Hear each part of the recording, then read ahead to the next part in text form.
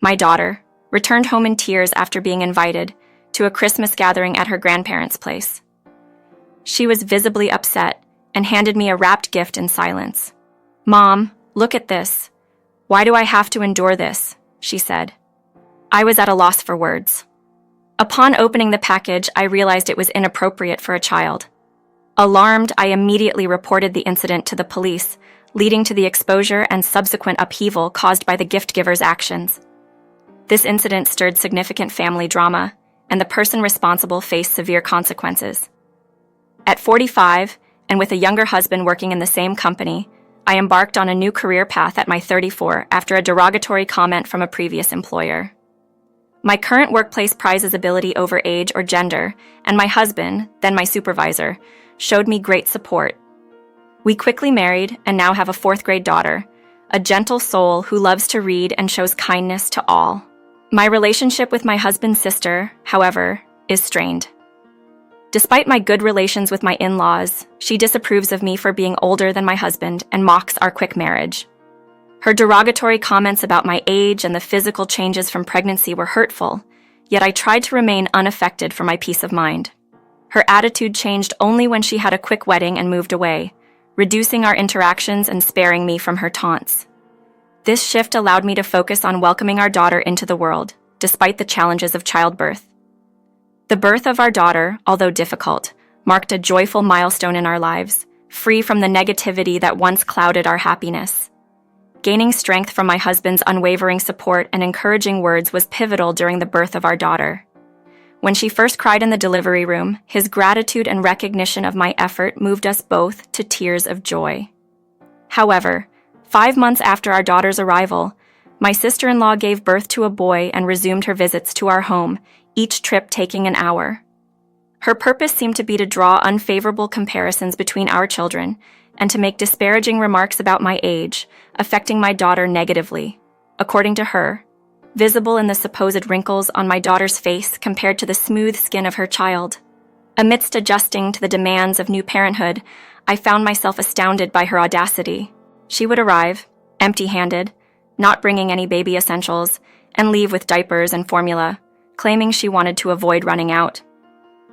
This behavior puzzled me greatly. It was as if her primary motive for visiting was to belittle me and then take supplies as though it were her right. Eventually, her visits ceased, thanks to her husband's job requiring them to move to a different state.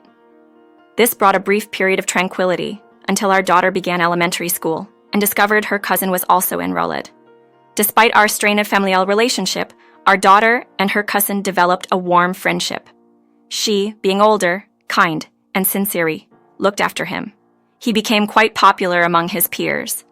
By the 3rd grade, they were in the same class, and my daughter received recognition for a summer project reading Reflection, which was even published in the local newspaper. This achievement became a topic of conversation among family and relatives, especially during a visit to my in-laws. On this occasion, many relatives gathered, possibly because of my daughter's accolade. However, my sister-in-law seemed unsettled by our family receiving attention. She complained it was unfair, claiming the celebrated book was meant for her son, despite the truth that the children had exchanged books by mutual agreement. After reading both options, they decided together on which book report to write, showing a collaborative spirit that my nephew appreciated. This incident highlighted the children's ability to share and support each other, contrasting sharply with the adults' conflicts and misunderstandings. My nephew had a preference for the book my daughter read first, and graciously, she allowed him to choose it. When I shared this story, my sister-in-law wrongfully accused me of composing the award-winning Reflection for my daughter, perhaps recalling that I enjoyed writing novels during my college days, a fact she likely learned from my husband. Unbeknownst to me, she was also maliciously spreading rumors at the school, insinuating that I had used personal connections with the competition judges to unfairly advantage my daughter's submission. The spread of these baseless accusations deeply saddened my daughter, to the extent that she lost interest in her once-beloved pastime of reading. The spread of these baseless accusations deeply saddened my daughter, to the extent that she lost interest in her once-beloved pastime of reading. This was the final straw for me. I couldn't bear to see her so disheartened, not only because of the false allegations directed at me, but also seeing she became a victim of cruel gossip. Before taking any action, I confided in my husband, detailing for the first time the extent of his sister's unkindness towards me since our marriage. This included her taking clothes intended for our daughter, rationalizing those infants couldn't discern gender-specific attire, and making derogatory remarks about my appearance during pregnancy, comparing me to a sumo wrestler. Outraged by his sister's behavior, my husband agreed it was time to involve his parents, insisting on personally conveying the situation. Together with his parents, he confronted my sister-in-law at her home. Her initial delight at seeing her family unexpectedly visit quickly dissolved into shock as she faced a stern reprimand from my husband.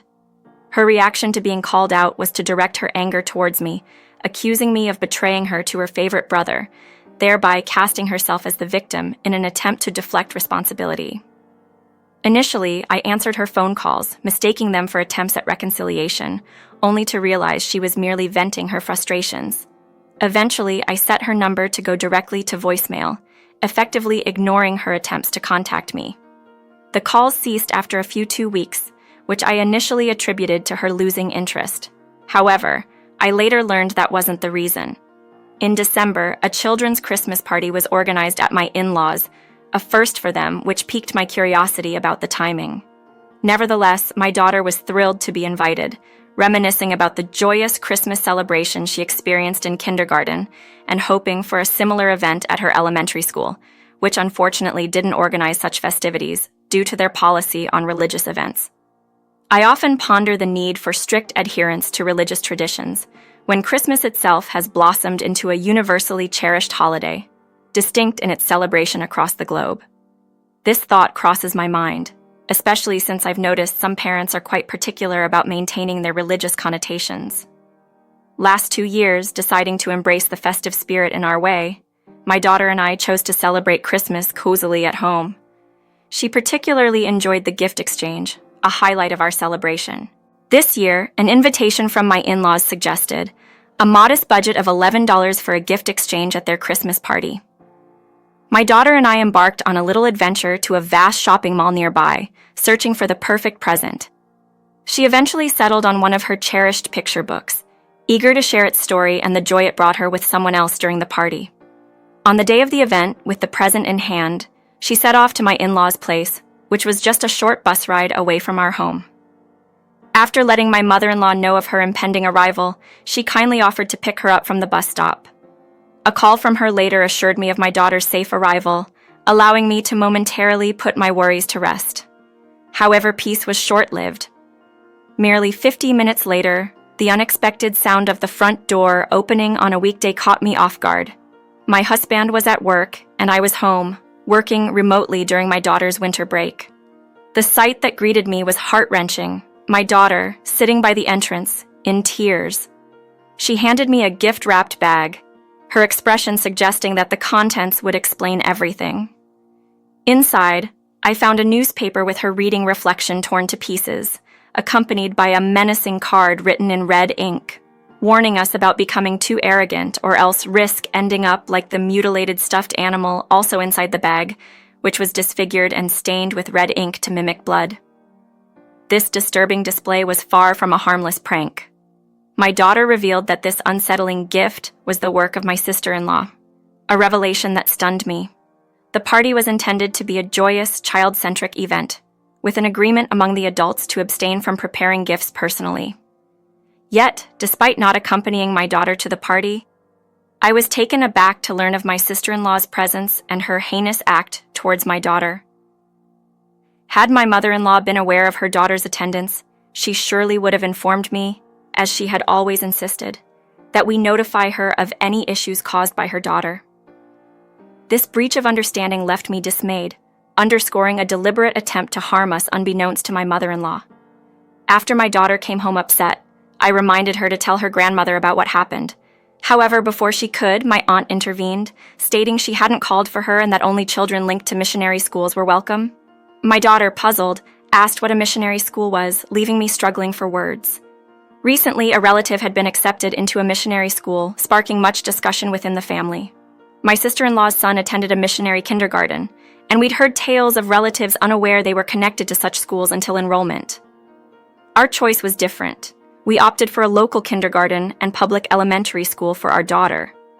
It seemed my sister-in-law used this as another opportunity to belittle my daughter. Distressed by the threatening gift my daughter received, I rushed to the police station, insisting on the seriousness of the threat despite initial reluctance from the police to intervene, suggesting it be resolved as a family matter. Thankfully, a female officer recognized the gravity of the situation, acknowledging that threats and violence within families are indeed reportable offenses. She empathized with our fear and took immediate action by promising to visit my sister-in-law with a warning. That evening, when my husband came home, I recounted the day's events. Outraged, he condemned his sister's spiteful actions and contacted his parents, who were hosting the Christmas party yet claimed ignorance of the incident. They speculated my sister-in-law might have sneaked in through an unlocked back door. While my mother-in-law was preoccupied with other responsibilities, the party was left in the hands of the younger family members. Following the police officer's stern warning to my sister-in-law about the consequences of her actions, my in-laws, disturbed by the possibility of criminal behavior, arranged a family meeting to discuss the matter. At the meeting held at my in-laws' house, my sister-in-law and her husband arrived late, with her visibly displeased and unrepentant about the police involvement, while her husband appeared uninformed about the meeting's purpose. This situation underscored the seriousness of the issue, prompting a collective family discussion on how to move forward and address the underlying tensions. When my sister-in-law's husband was finally made aware of his wife's actions towards our family, his shock was palpable. He had been completely oblivious to the extent of the situation until then. Offering his apologies to us, he seemed genuinely remorseful, a stark contrast to my sister-in-law, who remained defiant and unapologetic. Her rationale, that the lack of arrest by the police equated to innocence, left everyone speechless, showcasing a level of denial that was hard for us to comprehend. In a surprising turn of events, he announced his decision to divorce her. This revelation stunned us all, as there were no outward signs of trouble in their marriage.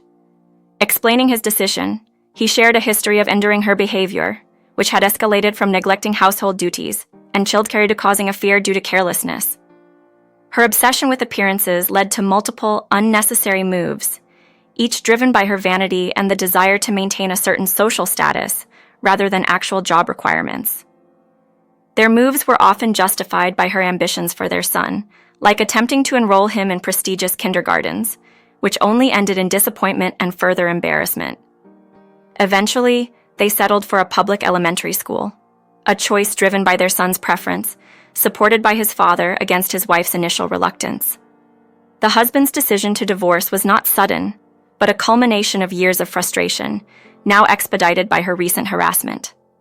Caught off guard by the divorce announcement, my sister-in-law attempted a feeble apology, seemingly in a last-ditch effort to reverse the situation, claiming her actions were merely jokes or pranks. However, the seriousness of her actions, especially the hostile message intended for a child, went far beyond what could be dismissed as a joke. Such behavior, which could instill fear even in adults, was indefensible and highlighted the irreparable breach of trust within the family. I confronted her, highlighting the gap between her actions and the instincts of a nurturing parent. Just because you're a parent doesn't automatically instill you with parental instincts, I pointed out, suggesting that her behavior was far from what one would expect from someone in that role. My husband, witnessing her tears, firmly told her that crying was not a solution to the problem, especially at her age. She should not expect sympathy to absolve her of her actions. Yet, she continued to cry, denying any wrongdoing and questioning why she was being singled out for blame. She even suggested that the family's disapproval stemmed from my marriage to her brother, implying that the issue was with me being older rather than her actions. Her lack of insight into the gravity of her behavior left us all speechless, and my husband was particularly taken aback by her inability to grasp the situation. With the atmosphere heavy with unresolved tension, the discussion came to an abrupt halt, and her husband had no choice but to escort her home. Their divorce proceedings later unfolded, marred by her resistance to acknowledging her faults. It was only her son's innocent revelation about the Christmas party that tipped the scales, leading to her reluctant agreement to the divorce. Her son, without any ill intent, recounted to his classmates the unsettling gift exchange he witnessed, specifically the disturbing image of a stuffed animal mangled and stained with red, resembling blood. This confession quickly spread among the school community, stirring concern among teachers and parents alike. Following this revelation, my daughter found it difficult to return to school, her spirit dampened by the incident and the ensuing gossip linking her to her cousin's story. The connection between her absence and the events of the Christmas party became a topic of speculation, underscoring the impact of one thoughtless act on the lives of those involved. I had hoped the whole ordeal could have been quietly resolved, allowing my daughter to return to school when she felt ready. Her cousin's intention in sharing the distressing experience was not for amusement, but as a desperate plea to halt his mother's harmful actions. Witnessing the impact of these revelations, her husband was compelled to expedite the divorce proceedings, accepting her terms just to finalize their separation.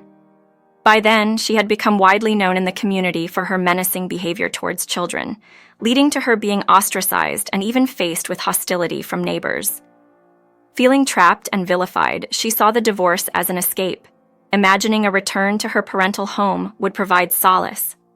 However, her estranged husband remained firm on retaining custody of their son, a decision she accepted without much fight, coldly declaring her indifference towards her son as she planned to remarry, stating children were an inconvenience to her plans. Her cruel words were met with her son's brave rejection. He expressed no need for her in his life, finding solace in his father's care and warning her against approaching his cousin. Her situation worsened upon returning to her parents' home, where she was denied entry, leaving her to face the consequences of her actions alone.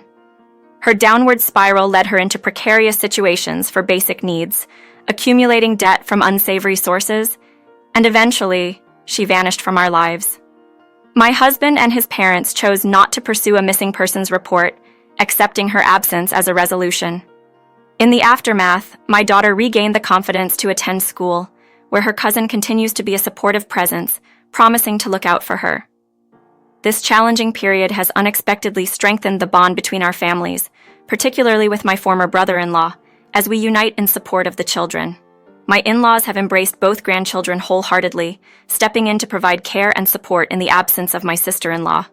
With her out of the picture, our family has found peace and developed a strong, trusting relationship, free from previous tensions.